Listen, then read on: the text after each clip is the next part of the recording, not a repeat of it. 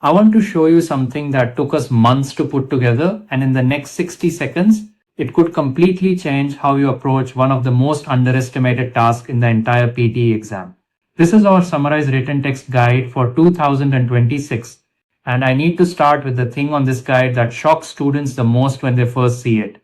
This task SWT contribute approximately 25 points to your writing score and 20 points to your reading score. Simultaneously, one task, two sections. If you are weak in Summarize Written Text, you are not just failing writing, you are pulling down your reading score at the same time without even realizing it.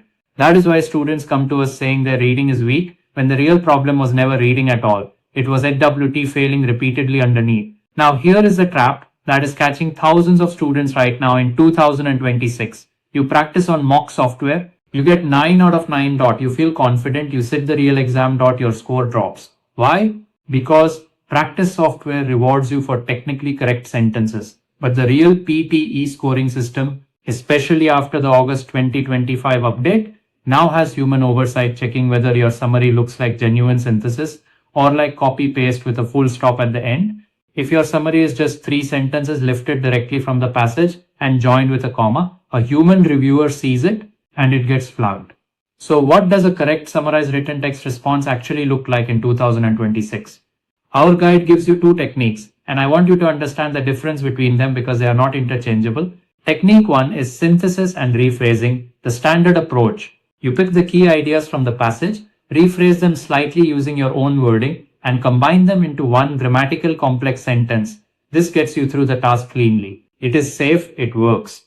Technique 2 is structured adaptation, and this is what you need if you are targeting 85 or above. You pick the key lines like technique 1, but then you go further. You slightly change the sentence structure. You replace phrases while keeping the meaning identical. And most importantly, you add connectors deliberately and carefully, and for parallel ideas, but or however, for contrast, so or therefore, for results, for the more or moreover, for additions.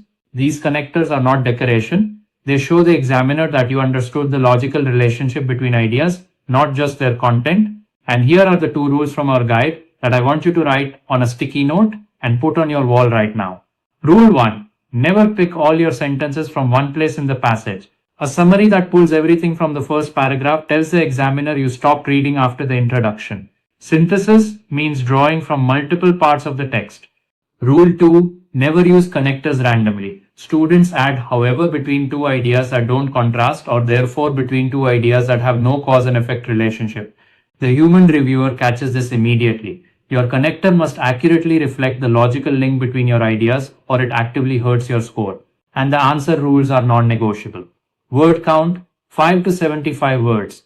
Our recommended sweet spot, around 50 words. 1 full stop at the very end. 1 sentence, that's the whole task. The students who master summarized written text are not the ones who write the longest summaries. They are the ones who understand that this task is a test of reading comprehension, logical synthesis, and grammatical control, all packed into a single well-constructed sentence. For the full guide, visit www.oneaustraliagroup.com and follow for more because we break down every PTE task exactly like this.